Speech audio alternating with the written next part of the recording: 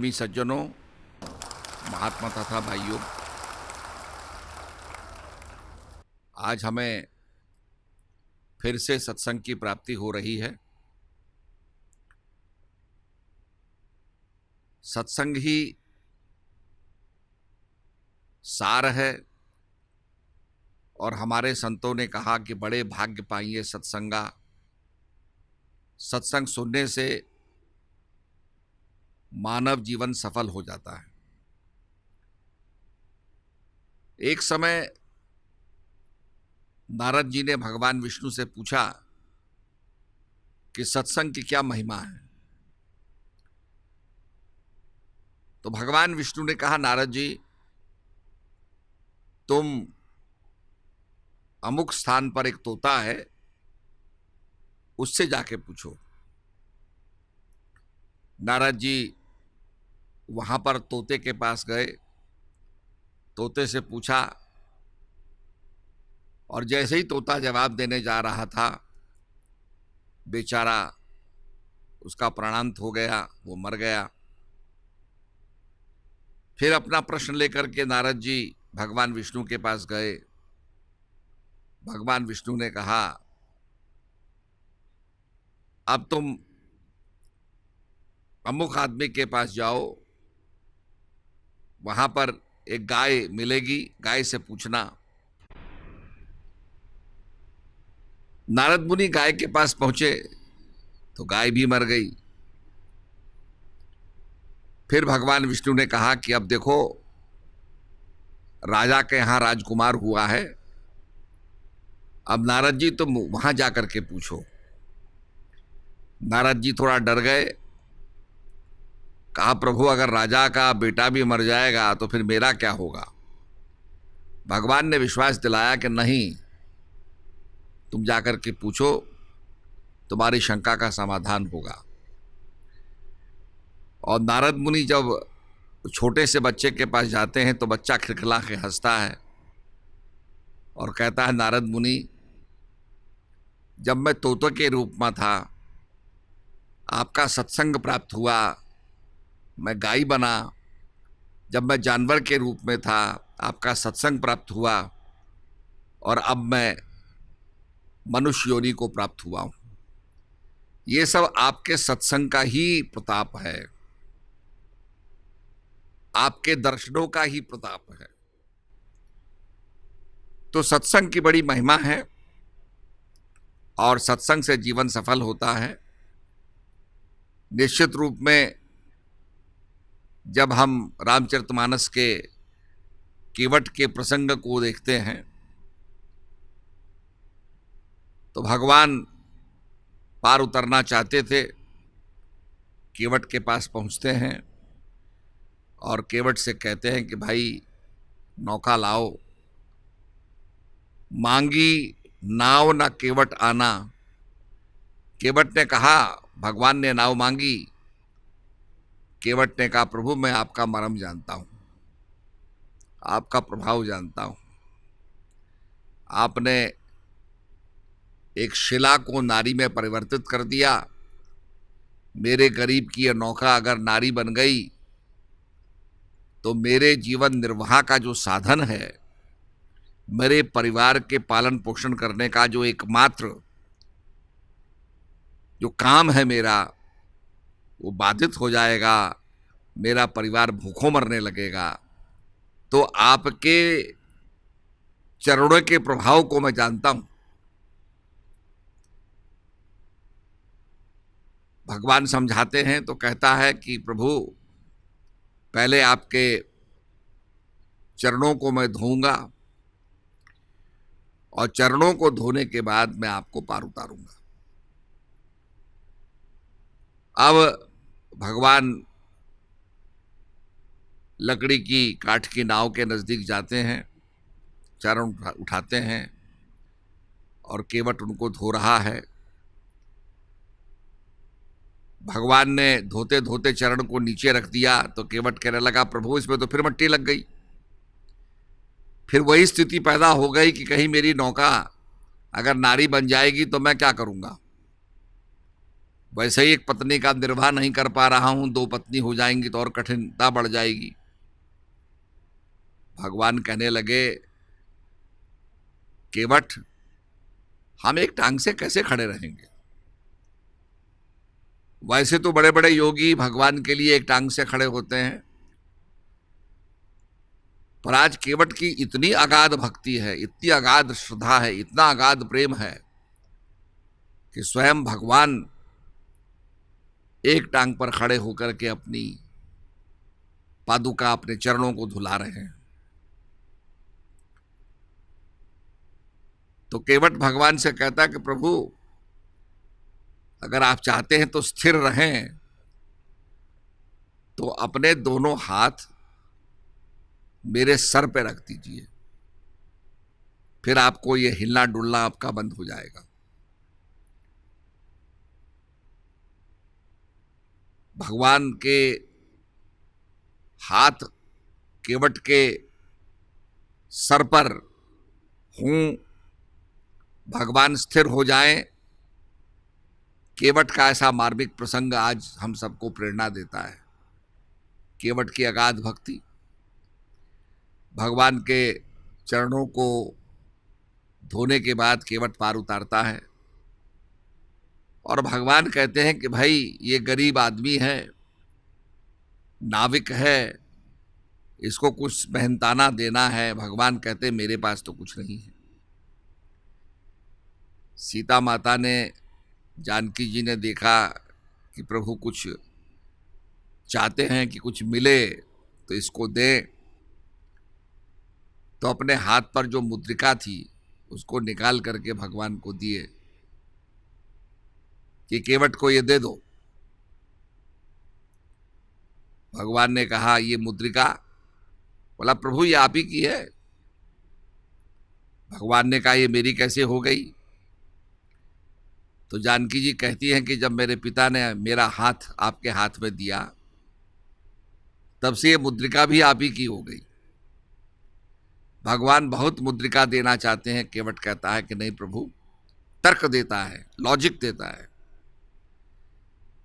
और तर्क से समझाता है कि प्रभु, मेरा काम और आपका काम तो एक समान है। मेरा काम पार उतारना है, आपका काम भी पार उतारना है। मैं गंगा के पार उतारता हूं, आप भवसागर से पार उतारते हैं। तो जो एक जैसा काम करते हैं वो आपस में कोई मेहनताना नहीं लेते। मैंने आपको पार उतारा, आप मुझे भवसागर से पार उतार देना।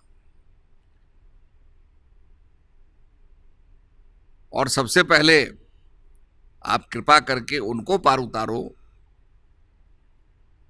जो दिख नहीं रहे हैं। भगवान बड़े विस्मित हो गए, कहने लगे, कौन कौन नहीं दिख रहा है? हम तो सब आ गए हैं। तो केवट कहता, प्रभु, आपके पूर्वजों ने, भगीरथ ने तपस्या की, अपने पुरखों का उद्धार किया। आप मेरे पितरों का भी उद्धार करें। मेरे पितृ दिख नहीं रहे हैं, पितरों का उद्धार करें, मेरा उद्धार करें। यह करके केवट विनती करने लगा। केवट पितरों के बारे में भी सोचता था। ये श्राद्ध पक्ष अभी बीता है और श्राद्ध पक्ष में हम अपने पितरों को, स्वजनों को याद करते हैं। स्मृति उनकी हमारी पटल पे बनी रहती है और उनके निमित्त हम कर्म कांड करते हैं। ऐसे ही केवट ने भी अपने पितरों को याद किया, उनका भी उद्धार करवाया, भगवान को पार उतारा और केवट का प्रसंग आज मानस के अंदर अमर हो गया। सचमुच में गंगा जी कितनी पवित्र है। ये धारा गौमुख से बहते हुए, उत्तराखंड हिमालय से बहते हुए, कलकल निनाद करते हुए भूमि को सिंचित करते हुए, उर्वरक बनाते हुए बह रही है। और आज इसके जल को हम कहते हैं कि भाई गंगा का पानी अमृत है। इस वैज्ञानिक युग में विश्वास नहीं होता कि गंगा का पानी अमृत है। गंगा के पानी में क्या विशेषता है? गंगा के पानी को आप रखो तो गंगा का पानी सड़ता नहीं। आज से 200 साल पहले जब हैजा हुआ था, लाशों को लोग डाल नहीं पाए, जला नहीं पाए, तो पानी में डाल दिया, गंगा जी में डाल दिया, लाशें सड़ने लगी। तो अंग्रेजों ने देखा कि जो सड़ी लाशें हैं इनमें क्या हो रहा है। सोचा कि शायद जल भी प्रदूषित हो गया हो गंगा जी का। मैं आपको 200 साल पहले अंग्रेजों की रिसर्च के बारे में बता रहा हूं। जब जल के अंदर उन्होंने पानी का जल लिया, लाशों के नीचे का जल लिया, तो पाया कि यह स्वच्छ है। उसी समय उनको बड़ा यह एहसास हुआ कि गंगा का पानी इतना निर्मल क्यों है, इतना स्वच्छ क्यों है। जब इस पर खोज हुई तो उन्होंने पता लगाया कि गंगा के जल के अंदर बैक्टीरियोफेज होते हैं, जिनको बैक्टीरियोफेज कहते हैं या फेज कहते हैं। और ये ऐसे वायरस होते हैं जो बैक्टीरिया को खाते हैं, बैक्टीरिया को समाप्त कर देते हैं। ये तो हमारे ज़माने में पेनिसिलिन आई, एंटीबायोटिक्स आई, लोगों का ध्यान उसने आकर्षित किया और हमने कहा भाई कोई भी बीमारी है एंटीबायोटिक दे दो, जल्दी इलाज हो जाएगा। पर जो देश जैसे जॉर्जिया, ईस्टर्न यूरोप, जिनके पास एंटीबायोटिक्स की कमी थी, उन्होंने फेज थेरेपी को डेवलप किया कि जल के अंदर जो ये हीलिंग तत्व है, जल के अंदर जो ये बैक्टीरियोफेज है, इससे क्या हीलिंग हो सकती है, इससे क्या बीमारी भाग सकती है। और उन्होंने पाया कि जो इलाज एंटीबायोटिक से नहीं हो सकता है वो फेज थेरेपी से हो सकता है। गंगा के जल का अन्वेषण किया गया, इसको टेस्ट किया गया, तो पाया गया कि गंगा के जल के अंदर 1100 टाइम्स ज़्यादा, 1100 से ज़्यादा बैक्टीरियोफेज होते हैं। नर्मदा के अंदर 200 होते हैं, यमुना के अंदर 250 होते हैं। सबसे ज़्यादा बैक्टीरियोफेज गंगा जी में पाए जाते हैं। इसका कोई संबंध द ओशन ऑफ टेटिस से, जिसको हम अपनी भाषा में क्षीर सागर कहते हैं, क्योंकि हिमालय के बीच में पहले क्षीर सागर था। जब कॉन्टिनेंटल ड्रिफ्ट आई, पहाड़ ऊपर हो गए और वो जो खारा पानी था ओशन ऑफ टेटिस का, वो नमक बन गया, जिसको हम पिंक सॉल्ट कहते हैं। इसलिए हिमालय में पिंक सॉल्ट निकलता है। और आज उसका उपयोग किया जाता है कि अगर आपको बीमारियां नहीं चाहिए तो पिंक सॉल्ट का उपयोग कीजिए। उस जल के अंदर आज भी ऐसे तत्व विद्यमान हैं, फेज विद्यमान हैं, जो हील करते हैं। और निश्चित रूप में हम भारत सरकार को लिखने वाले हैं कि आप रिसर्च कीजिए कि किस प्रकार से ये बैक्टीरियोफेज वायरस को ख़त्म कर सकें, बैक्टीरिया को ख़त्म कर सकें। कोरोना वायरस जो है, इसको कैसे ये ख़त्म कर सकें, इस पर रिसर्च होनी चाहिए। गंगा के अंदर जो अमृतत्व है, गंगा के अंदर जो हीलिंग फेज है, इस पर रिसर्च हो तो निश्चित रूप में भारत को बड़ा लाभ मिलेगा। पर हम वैज्ञानिक बनने के साथ साथ ये डिस्कार्ड कर देते थे कि पानी में क्या होता है। पानी के अंदर H2O होता है, 2 atoms of hydrogen, 1 atom of oxygen, और क्या इसमें चीज़ होती है। पर आज वैज्ञानिकों ने पता लगाया है कि इसी गंगा जल के अंदर बैक्टीरियोफेज है, जो बैक्टीरियो को खाते हैं, बैक्टीरिया को समाप्त करते हैं, जल की स्वच्छता को बनाए रखते हैं। और इतने प्रदूषण के बाद भी, जिसमें गटर की नालियां पड़ रही हैं, गंदगी पड़ रही हैं, अधजली लाशें पड़ रही हैं, फिर भी गंगा निर्मल रहती है। ये उसके अंदर जो मिराकुलस प्रॉपर्टीज़ हैं, ये बैक्टीरियोफेज से आती हैं। आज बैक्टीरियोफेज रिसर्च की ज़रूरत है, बैक्टीरियोफेज के ऊपर कि इसकी रिसर्च की जाए और इसका ये भी देखा जाए, इसका पोटेंशियल देखा जाए कि क्या ये कोरोना वायरस को भी समाप्त कर सकती है। इसलिए कहा गया है,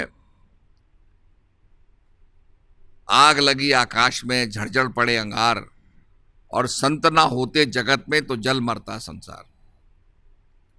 भगीरथ ने तपस्या की, स्वर्ग के अंदर जो धारा बहती थी वैतरणी, उसको धरती पर लाने का प्रयास किया तो लोगों ने कहा भाई स्वर्ग से आएगी तो इसके अंदर बहुत ज़्यादा वेलोसिटी होगी, बहुत ज़्यादा वेग होगा और धरती इसके वेग को संभाल नहीं पाएगी। तो भगवान शंकर से प्रार्थना की गई। भगवान शंकर ने अपनी जटाओं में इसको समेट लिया और जब भगवान शंकर से भगीरथ ने प्रार्थना की तो एक जटा को खोल करके गंगा को उन्होंने विसर्जित किया और धारा भूभाग पर बहने लगी।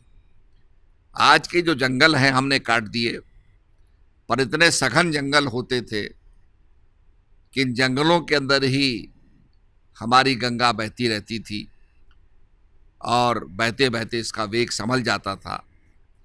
और आपको बड़ा आश्चर्य होगा कि यमुनोत्री का जो जंगल है, भारतीय रेलवे के विकास में उसका बहुत बड़ा योगदान रहा है। पहले रेलवे में लक्कड़ लगते थे, लॉग्स लगते थे, रेल लाइन बिछाई जाती थी, लक्कड़ बिछाए जाते थे। अब तो सीमेंट के गर्डर्स बिछाए जाते हैं। तो उस समय गंगोत्री से कोई सड़क नहीं होती थी। तो ये विल्सन जो अंग्रेज था, जिसका बहुत बड़ा जंगल था, जो लकड़ी का काम करता था, तो पेड़ों को काट करके और नदी में बहाता था।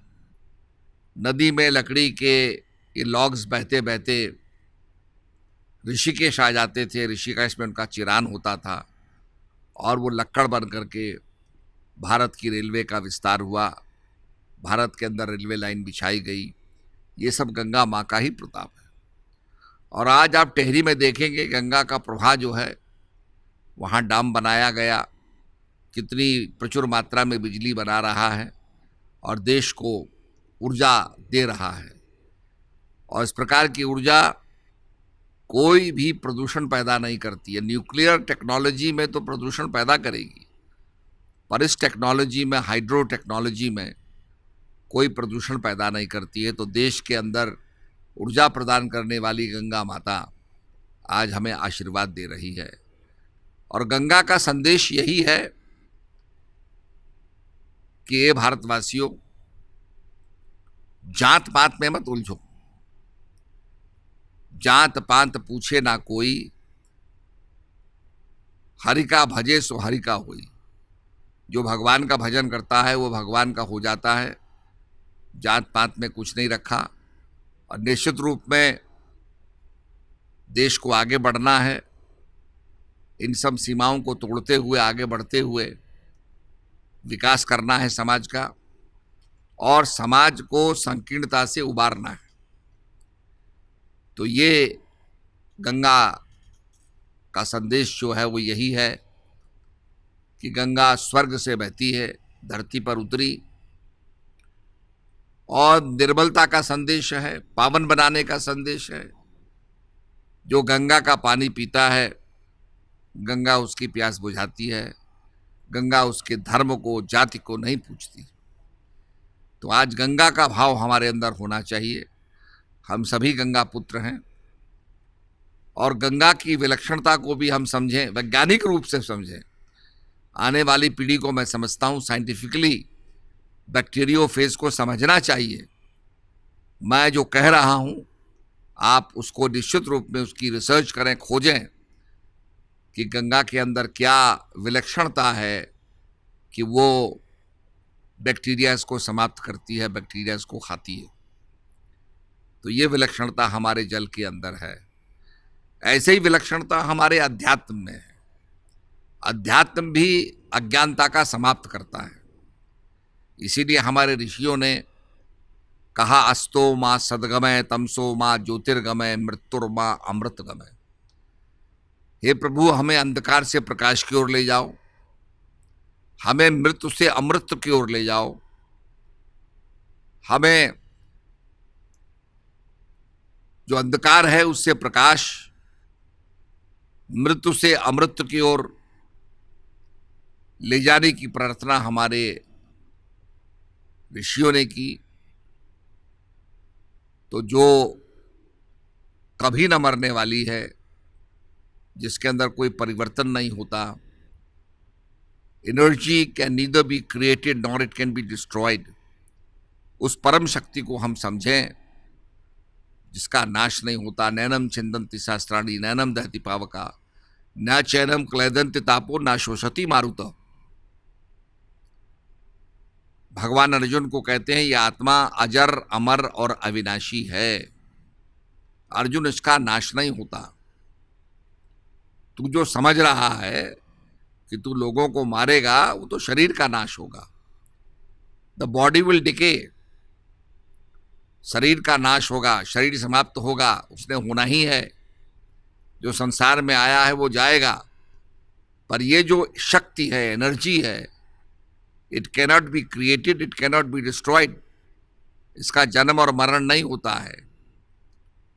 और आत्मज्ञान देकर के अर्जुन को उसका कल्याण करते हैं, उसके भ्रम को दूर करते हैं।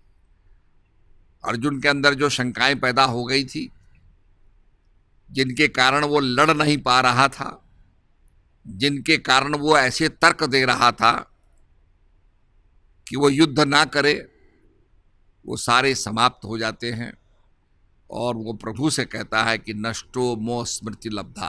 हे प्रभु, मेरा अंधकार नष्ट हो गया है, मेरी स्मृति फिर से तरोताज़ा हो गई है, और आपके बताए हुए रास्ते पर चल करके मैं धर्म की स्थापना करूंगा।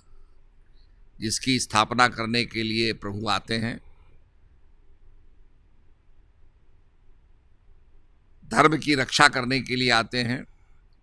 धर्मो रक्षति रक्षतः, जो धर्म की रक्षा करता है, धर्म उसकी भी रक्षा करता है। ब्रह्मा जी की 2 पुत्री थी, कुमति और सुमति। तो कुमति ब्रह्मा जी के पास आई कि प्रभु, क्या मैं आपको अच्छी नहीं लगती हूं?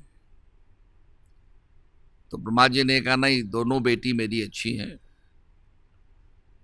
दोनों जिद करने लगी कौन अच्छी है। तो ब्रह्मा जी ने कहा, जरा चल के दिखाओ। तो थोड़ी दूर तक कुमति चली, वापिस आ गई, फिर सुमति चली, वापिस आ गई। तो ब्रह्मा जी ने कहा, तुम दोनों बहुत सुंदर हो, दोनों बहुत अच्छी हो, दोनों हमें प्यारी लगती हो। फिर भी दोनों पुत्रियों ने कहा, नहीं प्रभु, आप बताइए। तो ब्रह्मा जी ने कहा कि जब कुमति जाती है तो जाती भी बड़ी प्रिय लगती है, और सुमति आती है तो सुमति आते भी बड़ी प्रिय लगती है। तो इसी प्रकार से सुमति आए, सद्बुद्धि आए, सद्भावना हमारे देश में बढ़े, देशवासियों को सुमति आए, यही भगवान से हमारी प्रार्थना हो। और कुमति जाए, दुर्भाव जाए। हम अणुबम को बहुत बड़ी शक्ति मानते हैं, और भी बमों को बहुत बड़ी शक्ति मानते हैं, पर हमारे शास्त्रों के अंदर आत्मशक्ति को सर्वोपरि माना है।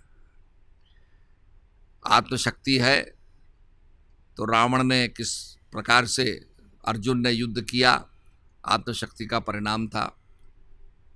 और आत्मज्ञान प्राप्त किया, the knowledge of the self. Ravan तो कहता है कि मैं धर्म के तत्व को समझता हूं, पर मेरे में इतना अनुगामी बनने का मेरे में साहस नहीं है। और देखिए, उसने जो कहा था कि अच्छा काम कल करूंगा, कल करूंगा, वो कल भी आया पर अच्छा काम वो नहीं कर सका, और बुरा काम तत्काल किया तो बुरे काम का परिणाम हुआ कि उसका पूरा मतलब कुल का नाश हो गया। तो अच्छा काम कल पर ना छोड़ें, अच्छा काम तत्काल करें। और निश्चित रूप से जैसा कि संतों ने कहा है, अंधकार के बाद प्रकाश होता है। अंधकार जरूरी है प्रकाश के महत्व को समझने के लिए। अगर अंधकार ना हो तो प्रकाश के महत्व को हम नहीं समझ पाएंगे।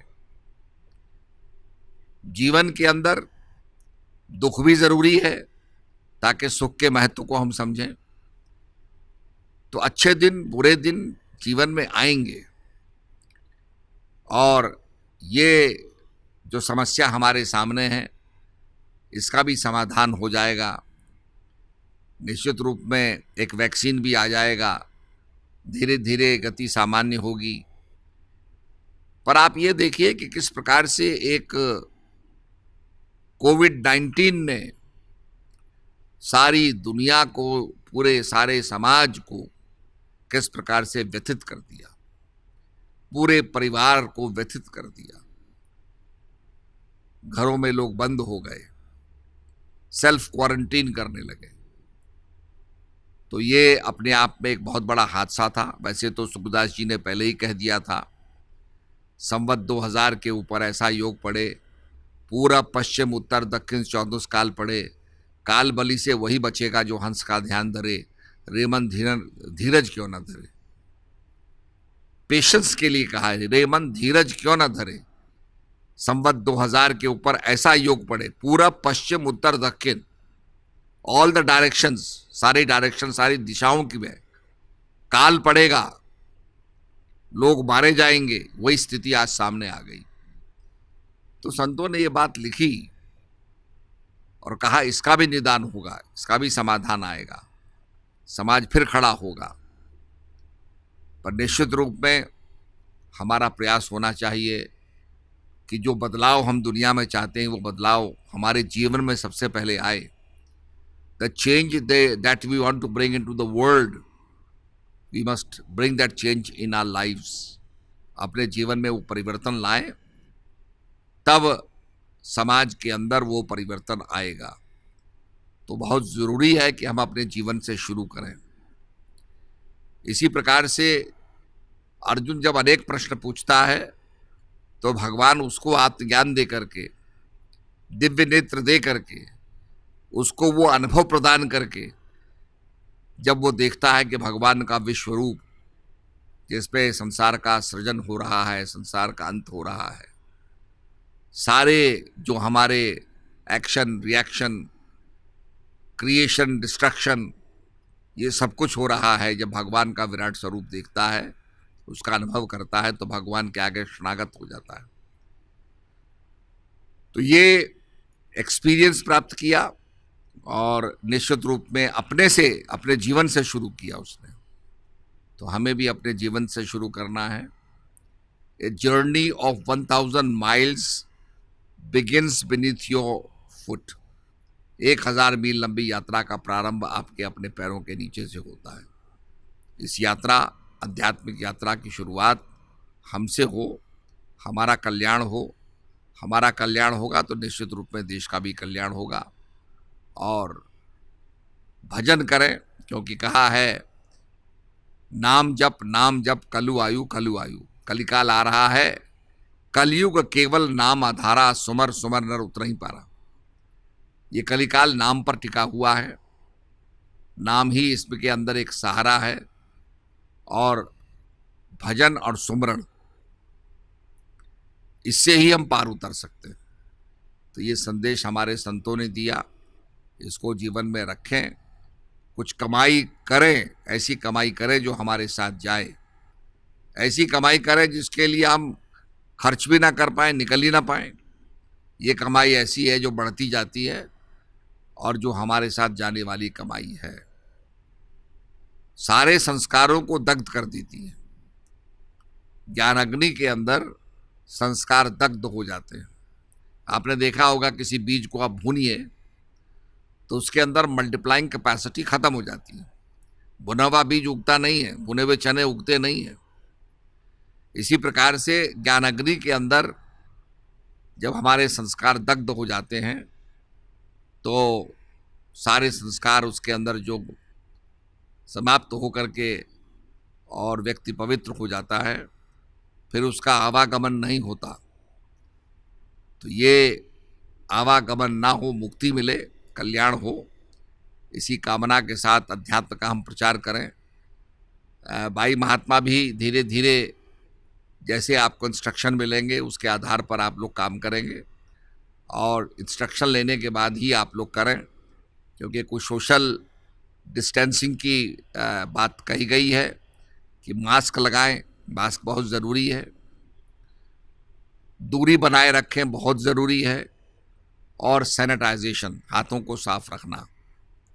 ये 3 चीज़ आगे भविष्य में हमारे लिए बड़ी उपयोगी होंगी। और ये ना समझें कि चली गई है, बीमारी दोबारा भी आ सकती है। तो इसलिए बड़ा एहतियातन हमें बरतना है, दूरी बनाए रखें। जो बुज़ुर्ग लोग हैं उनको भी बहुत सावधान रहना है कि बीमारी का अटैक ना हो, और ये नहीं कि जी ठीक हो जाएगी, इसके लिए इलाज है, डॉक्टर्स लगे हुए हैं। हमारे जो कोरोना वॉरियर्स हैं, निश्चित रूप में बहुत बड़ी तादाद में लोग लगे हुए हैं, पुलिसकर्मी लगे हुए हैं, हॉस्पिटल का स्टाफ लगा हुआ है, जिन्हें हम सलाम करते हैं कि दिन और रात लोगों की सेवा कर रहे हैं। तो निश्चित रूप में अगर हम थोड़ा सा मास्क पहनेंगे, हमारे माननीय प्रधानमंत्री जी ने भी कहा कि मास्क पहनिए, सोशल डिस्टेंसिंग रखिए, दूरी बना के रखिए, और सैनिटाइजेशन करिए। अभी हमने उत्तराखंड में भी 4 धाम खोले हैं, धीरे धीरे यात्रा बढ़ेगी। अभी बरसात का सीज़न है और काफ़ी यात्री आ रहे हैं, काफ़ी यात्रा के बारे में जानकारी प्राप्त कर रहे हैं। तो निश्चित रूप में हमारा यही मानना है कि भाई आप टेस्ट करा के आइए और यहाँ किसी को संक्रमित मत कीजिए। तो ये टेस्टिंग बहुत ज़रूरी है, और हमारा खुद का स्वास्थ्य भी ठीक हो, किसी को हम संक्रमित ना करें, बीमारी ना फैलाएं, ये हमारा लक्ष्य होना चाहिए। तो निश्चित रूप में ये बीमारी आएगी जाएगी भी, पर इसमें एहतियातन ख्याल रखना बहुत ज़रूरी है। और ये 3 चीज़ बहुत इम्पॉर्टेंट है, मास्क, सोशल डिस्टेंसिंग और सैनिटाइजेशन, हाथ की सफाई। अगर इनका ख्याल हम रखें तो निश्चित रूप में कोई हमारा बाल बांका करने वाला नहीं है।